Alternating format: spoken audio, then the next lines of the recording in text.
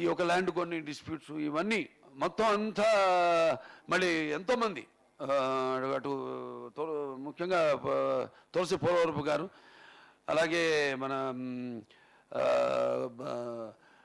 Kakatiya cements Venkateswarlu గారిని, వాళ్ళందరినీ గుర్తు చేసుకోవాల్సిన అవసరం ఉంది. కోడెల శివప్రసాద్ గారిని, వాళ్ళంతా కూడా కోడెల శివప్రసాద్ గారు ఇప్పుడు ప్రపంచమంతా తిరిగి అక్కడ అందరినీ కూడా కలిసి మరి అక్కడ అయాకో ఇండియన్ అమెరికన్ క్యాన్సర్ ఆర్గనైజేషన్ అని స్థాపించి అప్పుడు నిధుల్ని సేకరించడం, ఇక్కడ వెంకటేశ్వర్లు గారు ఆయన సొంత నిధులు ఇక్కడ ఇవ్వడం, అలా 2000కి ఆసుపత్రి పూర్తయ్యి 2000లో అటల్ బిహారీ వాజ్పేయి గారు మామూలుగా ఎటువంటి ప్రోగ్రామ్స్కి రారు, అంటే జనరల్గా ఒక గవర్నమెంట్ ఆసుపత్రి అయితే కానీ పెద్ద ఎయిమ్స్ నిమ్స్ అలాంటి ఆసుపత్రి అయితే తప్ప, కానీ ఆనాడు చంద్రబాబు నాయుడు గారు చొరవ తీసుకుని, అలాగే ఐసిఐసిఐ బ్యాంకు అప్పుడు ఒక ఫైనాన్షియల్ డిస్ట్రిక్ట్ ఏదో మీటింగ్కి వచ్చారు ఆయన చైర్మన్. వస్తే అప్పుడు జేసర్ ప్రసాద్ గారు అనుకుంటా, ఏమండి వెంకటేశ్వర్లు గారు ఒకసారి అడగండి చూడండి అంటే, అప్పుడు మనం ఎక్విప్మెంట్ కూడా ఆర్డర్ ఇచ్చాం, వాళ్ళేమో డబ్బులు ఉందో ఎక్విప్మెంట్ అన్నారు.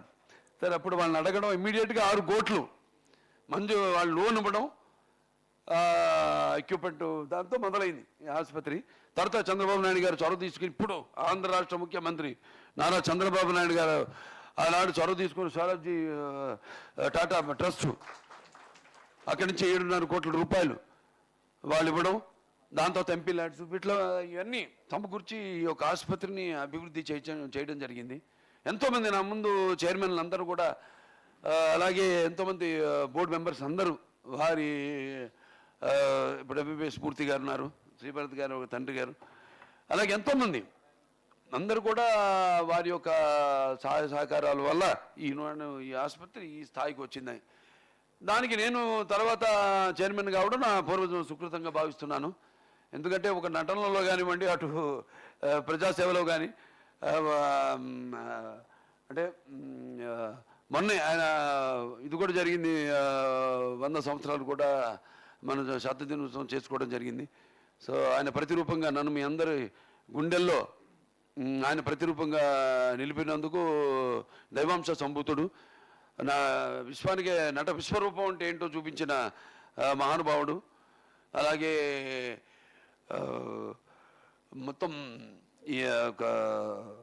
నాకు ఆ తర్వాత ఈ ఆసుపత్రికి చైర్మన్ అయ్యే అవకాశం కలగడం అన్నది ఈ రకంగా ఒక హిందూపూర్ ఎమ్మెల్యేగానే కాకుండా నా హిందూపూర్ ప్రజలందరూ కూడా నా కృతజ్ఞతలు తెలియజేసుకుంటున్నాను. అక్కడ కూడా ఆసుపత్రిని ఎంతో అభివృద్ధి చేశాము, కార్పొరేట్ స్థాయికి తీసుకెళ్ళాము అక్కడ ఆసుపత్రిని కూడా, మామూలు గవర్నమెంట్ ఆసుపత్రిని కూడా. అలాగే ఈనాడు ఇలా ప్రజా సేవ చేసే ఈ రకంగా అటు శాసనసభ్యుడిగా ఈ అవకాశం ఇచ్చినందుకు అది నా పూర్వజన్మ సుకృతంగా భావిస్తున్నాను.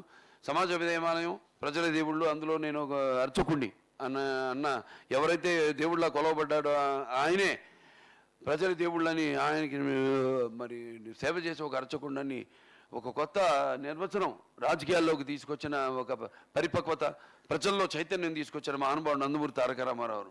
ఇవాళ ఎంతోమంది ఇవాళ డాక్టర్లు ఉన్నారు, అలాగే ఇక్కడంతా మెడికల్ నాన్ మెడికల్, అలాగే నర్సింగ్ స్టాఫ్, అలాగే దాతలు అందరి సహాయ సహకారాల వల్ల ఇవాళ నాడు ఈ ఆసుపత్రి ఈ స్థాయికి చేరుకుంది. ఎంతోమంది ముఖ్యంగా బ్యాంకర్స్కి అయితేనేమి, లేకపోతే మన ప్రైవేట్ అండ్ పబ్లిక్ సెక్టర్ ఇండస్ట్రియల్స్కి అయితేనేమి, మిగతా దాతలు అందరికీ, ప్రభుత్వాలకి, వాళ్ళందరూ కూడా నా కృతజ్ఞతలు తెలియజేసుకుంటున్నాను. సో ఎక్కడికక్కడ మనం బేరుజు వేసుకుంటూ, అంటే నిమ్స్ ఉంది, లేకపోతే వేరే గవర్నమెంట్ క్యాన్సర్ హాస్పిటల్స్ ఉన్నాయి, వాటిలన్నిటితో కూడా మన ఎప్పటికప్పుడు రేట్లన్నీ కూడా కంపేర్ చేసుకుంటూ వాటికంటే తక్కువ ఉండేలా, అలాగే ఇక్కడ వైట్ కార్డ్ హోటల్స్ వచ్చే వాళ్ళందరూ కూడా కన్సెషన్స్ ఇవ్వడం, లేని వాళ్ళకు కూడా కన్సెషన్స్ ఇవ్వడం, ఉచితంగా దారిద్ర్య రేఖ దిగువ ఉన్న వాళ్ళందరూ కూడా ఉచితంగా వైద్య సేవ చేయడం జరుగుతుంది ఇక్కడ. అలాగే ఇక ముందు ఆసుపత్రి ఇంకా ముందు అంటే చూస్తున్నాం మనం ఇవాళ ఈ క్యాన్సర్ అన్న మహమ్మారి ఎలా దేశంలో, ఒకప్పుడు కార్డియాలజీ, దాని తర్వాత క్యాన్సర్ అయిన వాళ్ళు ఇవాళ దాన్ని ఈ 2 సమతుల్యంగా వెళ్తున్నాయి సమాజంలో. ఇవాళ ఈ యొక్క 2 రోగాలు అటువంటిది ఇన్సిడెన్స్ పెరుగుతుంది. దాని తగ్గట్టుగా ఆసుపత్రిని కూడా విస్తరణ చేయవలసిన అవసరం ఉంది. అలాగే మన ముఖ్యమంత్రి గారు రేవంత్ రెడ్డి గారిని వెళ్ళి మేము కలిసాము.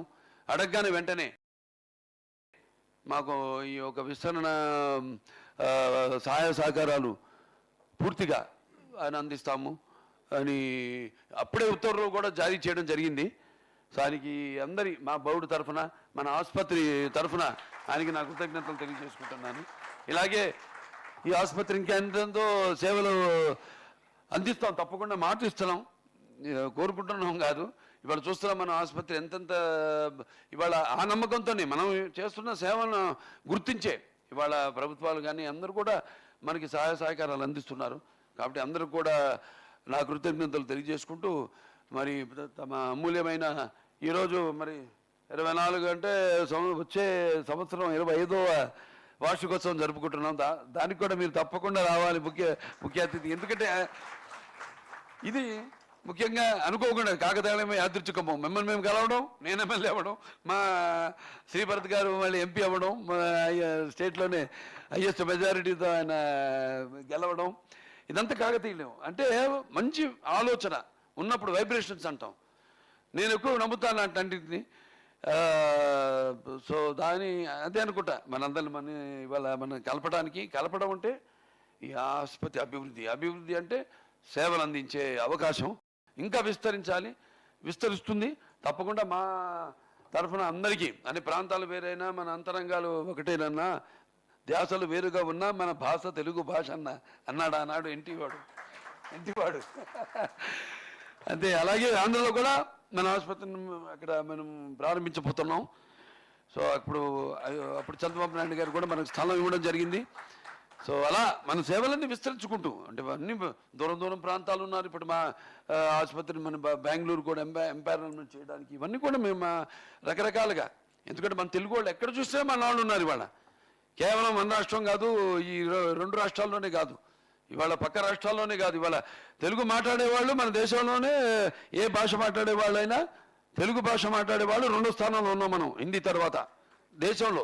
చెప్తే ఆశ్చర్యపోతారు సార్. అట్లా విదేశాల్లో చూసుకుంటే, విదేశాల్లో కూడా నేను ఇప్పుడు ఈ ఫండ్ రైజర్స్కి వెళ్ళినా కూడా వాళ్ళు మనం అందిస్తున్న సేవలను గుర్తించి వాళ్ళు అందిస్తున్న సేవలు మనది వాళ్ళందరూ కూడా నా కృతజ్ఞతలు తెలియజేసుకుంటూ, ముఖ్యంగా మన ముఖ్యమంత్రి రేవంత్ రెడ్డి గారికి ఆయన అమూల్యమైన సమయాన్ని కేటాయించి ఇక్కడికి వచ్చి ఈ యొక్క ఒకేషన్ని ఆశీర్వదించినందుకు ఆయనకి నా కృతజ్ఞతలు తెలియజేసుకుంటూ నేను సెలవు తీసుకుంటున్నాను.